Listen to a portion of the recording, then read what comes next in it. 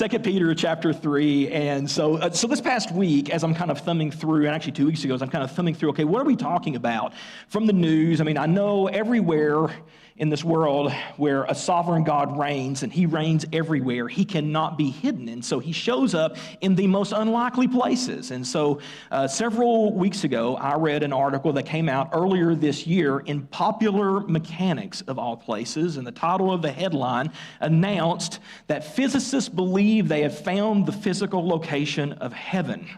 I never would have thought in all the places, like I would expect to read that in Christianity Today or, some other Christian publication, but in Popular Mechanics. Well, as it turns out, the deeper you go into fields of science, once you get down to the level of the cosmologist or the physicist, you start hearing things about God, because the biologist can easily pass the baton down to someone else and say, it just looks like that this thing has design, but there's not really design there. But as they pass the baton down through the deeper layers of fields of science, they get down to the physicist, and the physicist looks back up at the entire camp and says, guys, it's really weird down here. I mean, it's really, really strange. And so physicists are fantastic people to read whenever you're looking for examples of what is happening in this world that God is controlling. And so anyways, one of the physicists, the headline individual in this article is a man named Michael Gulan,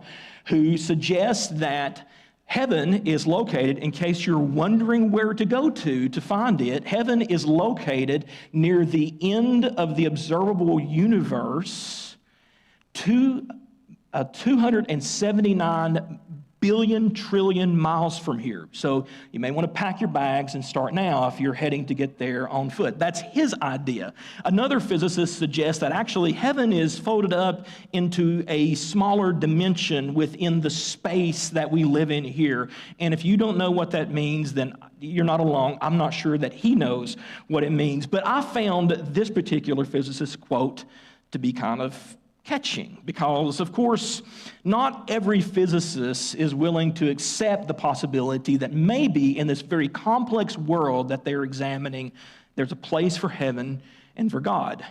And so there's a lot of pushback concerning whether or not this is rigorously scientific. The individual who suggested that heaven was perhaps folded up in some sort of dimension that is kind of like right here, but it's in a way that we can't, it's in a frequency we can't really experience. His name is Michael Pravica, and he is at the University of Nevada. The other Michael was at the University of Harvard. You may have heard of that one. But Michael Pravica said this. He said, "I'm a physicist, but I'm also a human being. I have the right to imagine what's beyond the bubble." You ever stopped to consider, to imagine what's beyond the bubble? What's after this? I know for some of you, I mean, for me included, and perhaps for folks who are watching online, like when I think about what heaven is like, it goes in the category of unbelievable. I mean, it's tough to wrap my mind around even the glimpse that we have of heaven.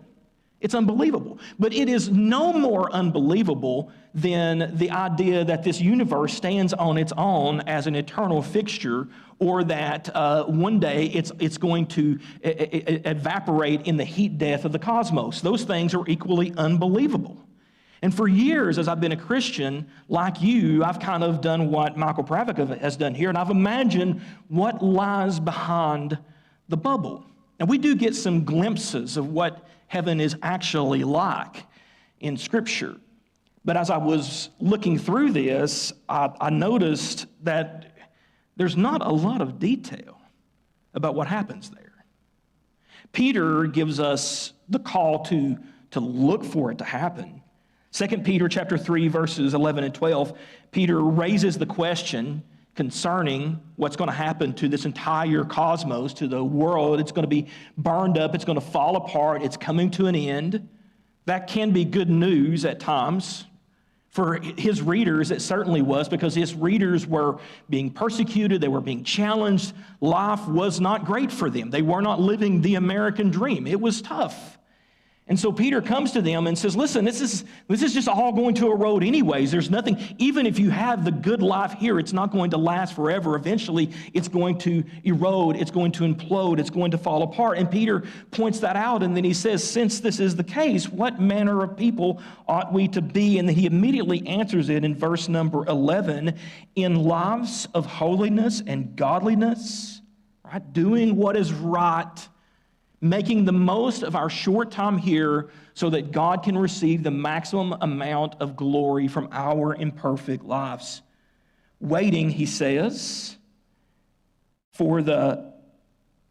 waiting for and hastening the coming of the day of God. You get the sense of this eagerness, this willingness to let everything here go to attain what God has set before us in heaven to come. We are called to be people who look and hasten and await eagerly the coming of the Lord. For me, I'm just going to tell you, like, my week looks something like this. Monday, like I'm hastening the day. Like when Monday comes around, I am looking deeply and waiting for the coming of the Lord. If Jesus were to come on Tuesday morning, I would be okay with that. But like most of you, by the time I get to the end of the week, my mind is just spread around, and I got things to do, and I'm not so eagerly looking for the coming of the Lord. But we are called to do that. And so here's what I want to do this morning, is I want to examine one statement, and I want us to move through it looking at three specific encouragements that were given from this single statement, and all of them are biblical. All of them focus in on heaven as paradise. Now, you probably, as you were growing up, you heard heaven referred to as paradise. It's what Jesus said to the thief that was with him on the cross. Today you will be with me. He doesn't use the word heaven. That would have been okay, but he uses the word paradise. Paul, of course, talks about being caught up into the paradise of God. And then later, to the church of Ephesus, Jesus tells them that if you want to enter paradise, there's a certain way that you should be focused and turned. Now, those are the only three occurrences of the word paradise in all of Scripture. And that's important because each of these verses tell us something. They show us a different facet of what heaven is going to be like. The word paradise actually comes from a Mideastern word, pardes in Hebrew, and pardeus in Chaldean. And when we think of paradise, I don't know about you, but my image is typically of, some perfect city, some perfect place, streets of gold and towering stones and marble. And that's true of the New Jerusalem. But the word paradise, some of you are going to love this. The word paradise or pardes in Mideastern terms referred not really to a city, but to a garden, to a forest. Specifically for the Persians, it was the hunting ground of the king. And why is that important? That's important because when you and I are called to enter paradise, our invitation comes from the King. And our heart should be drawn to look for it. So let's just look at this phrase here together. Those who love Jesus should be looking for heaven. Those who love Jesus should be looking for heaven. Now, I know it's a simple phrase, but it's very deep, and we're going to unpack it together over the next few minutes. And my heart is, when we leave this place, we will be people, like, if we love, we should look. Are you with me? People who love Jesus should be looking for heaven. Here it is, number one. People who love Jesus should be looking for heaven. Sometimes we think that the greatest enemy to Christianity is humanism. Humanism is that worldview that believes that we have to live for down here and make the most of every moment down here to accumulate the most money, the most sex, the most attention, the most fame that we possibly can down here, because this is really all there is. And so it's all about, like, humanism tells you that the humans are the end objective. Your experience is the end objective of all of creation. Now, as Christians, we look at that and we know, like, that tastes bitter to us. We know it's not the case. But yet, many of us live as though we're functional humanists. A humanist would use his 401k to attain what he felt like he needed. A humanist would use his network, his clout, his education to achieve the goals that he wanted to accomplish for himself or herself. I have been at this a long time, and I have faced the temptation myself, and I have seen many others do the same, face the temptation of basically turning their Christianity into another form of humanism. See, the truth is, some of us, our objective is like we talk about heaven and we give heaven its accolade, and we talk about going and we feel like, hey, maybe someday I would like to go, but like I'm really living for the moment. If we're honest, we're really living for the moment. And our goals in life, the living righteously, the affirming what's correct in culture, the way we vote, the way we talk, the way we share, what we're really trying to do is to just make this world a better place. Now, there's nothing wrong with this world being a better place. And there's nothing wrong with our 401ks doing for us what they were designed to do, or to lean on our network that God has blessed us with. But if the end objective of all of that, if that all stops right here in this place, then we are, as we discussed last week, some miserable people. Because humanism, even if it's practiced using Christian tactics, ends in the grave. Real hope doesn't lie in this world. Real hope lies in heaven. We should be people who are looking for heaven. Luke chapter 23, verse 42 tells us about Jesus. It gives us the account of Jesus on the cross.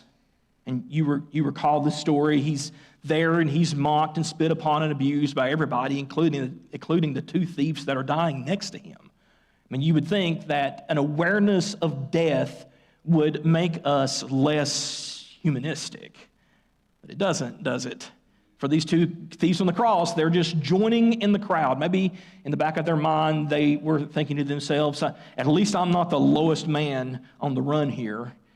I can abuse someone and join in with the crowd and feel like I'm with, or maybe they thought to themselves, if we mock him enough, maybe people will see that we're with them, and maybe there's some subtle hope to get us off this cross. We don't really know what was going through their mind, but what we do know is at some point, those two thieves, one of them stopped mocking and railing against Jesus, and he turned to the others and said, listen, don't you get it? Don't you get it? We are up here justly. Like, I belong on this cross, and so do you. But this guy hasn't done anything wrong. And then he turns to Jesus, and he says, Jesus, remember me when you come into your kingdom. Now, Jesus turns to him and gives him that very famous promise that we all long to hear. Truly, he says, today you will be with me in paradise. See, in the same way that the paradise of old was the abode of the king, it was his forest and no one came into his forest. It was his garden and no one came into his garden except by invitation. This individual had to be invited into the king's garden, into the king's forest. And don't you know, like staring death in the face, that there was nothing left here for him to hold on to. I think you know where I'm heading to with this. Most of us in this room assume that we have longer here in this place than the thief had on the cross at that moment. But there is no guarantee of that. And even if that is the case, the truth is, this life that you and I live in, that we enjoy at this moment, is going to come to an end. And whenever it does, what happens next? We should be people who are living as sojourners the same way that Abraham lived, the same way that Isaac lived, the same way that Jacob lived. And the author of Hebrews said they all lived in faith, not having received the promise, but having, and I loved how the writer of Hebrews says this, having greeted it from afar, out in the distance. Hello, home. Just like miles away, yes, but they knew like it was that close, and that's what they were looking for. They were hastening to the day. They were people who were looking for heaven. who are looking for home. All right, so those who love Jesus should be people who look for heaven. Those who love Jesus specifically should be those that are looking for heaven. For heaven. Whenever you think about heaven, what's the image that comes to mind? I mean, something's got to come up, right? It's impossible for it just to be a word. Can I just be honest with you for a moment and share with you what comes to my mind whenever I think of heaven? I'm not proud of this, so please don't tell anybody. But I'm 12. I'm back in East Tennessee in a little church. It's, I think it's Christmas time. In fact, I know it's Christmas time. And I don't know why, but they're doing a play at Christmas, and it was called Gates of Heaven, Gates of Hell. Now, if you've not seen it, no need to Google it. I'm just going to tell you it's completely heretical, totally off. Peter is not standing at the pearly gates to mark your name off some list. That's not how it works. There's not a choir loft behind him of a family that's just, waiting on you. I mean, so far as we know, the objective, the centerpiece of heaven is not the tent where your family reunion gathers at. The centerpiece of heaven is the throne room of God where the Lamb had been slain and stands there now ruling over the cosmos. And so when we look for heaven, we are looking for something indescribably beautiful and yet totally unlike anything we've ever seen. I mean, that's what Peter says in the book of Ephesians, or Paul rather. He says that, look, eye hasn't seen nor ear heard. It's not even entered into the mind of man what God has in store for his elect. But the one thing that we do know in all of this is that our images of heaven, the heaven that we are seeking, the one that we are pursuing, the one that our hearts, like if you really are going to be drawn to heaven, if you really want to be the kind of people who are looking for heaven, we have to be the kind of person who knows what the real draw of heaven is. So you may think of heaven as like some beautiful gated cul-de-sac where you're going to have your very own mansion and a large palatial estate and someplace where you can finally be alone. And that's not enough for you to suffer the things of this world. The truth is that's just you saying, okay, I want prosperity. I know I'm not going to get it now. Maybe I will get it later. But prosperity without the presence of God is not prosperity at all. Prosperity without the presence of God is simply a description of hell. That's what's actually happening in the great judgment zone of eternity in hell. It's the greatest pains of hell aren't the sensations of fire and loss and damnation. It is separation from God. Listen, I'm here to tell you, if our imagination of heaven is focused in on those things which we want to receive that we didn't get down here, and God does not appear like dominantly in the mix of what we're seeking in the next life, I'm here to tell you, like, we have some serious soul searching to do for whether or not we are in this for the right reason. Paul has this beautiful image of heaven, and it is indescribable. He tells us about it in the book of 2 Corinthians. By the way, just food for thought. In the Bible, we have a number of people who saw heaven from a distance. The heavens were opened up, and these celestial beings were dancing and singing and circling the throne, and both the vision of Isaiah and then also in John. We have a number of people who've glimpsed into heaven, but so far as I can tell, we only have 2 people who have gone to heaven, came back, and gave any sort of description of what it was like. How many of you would have liked to have interviewed Lazarus the day after he raised from the grave? Like, I would have really enjoyed sitting down and asking him a couple of questions. There was nothing given from his testimony. There were only 2 people who brought back testimonies. One of them was Jesus, of course, and Jesus did not come back teaching us about heaven, where its location was, or even so much what it was like. Jesus was much more focused on how we get there. Peter, whenever he comes back from heaven, this is what he says to the church at Corinth in his second letter. He says, earlier in the verse, he says, I know a man who was caught up to the third heaven. Don't know if it was in the body or not. God knows. And then here in this verse, he says, he restates his experience. He says, I know a man who was caught up into, here's the word again, paradise, into the garden of God, into the great king's hunting ground, into his forest. Whether it was in the body or out of the body, I do not know. God knows. And he, this man, Paul is referring to himself in the third person here, heard things that cannot be told, which man may not utter. In the Greek, literally, it would be illegal for him to speak these things. That they're not able to be described. We don't fully know what heaven is, but we know it is far better and far more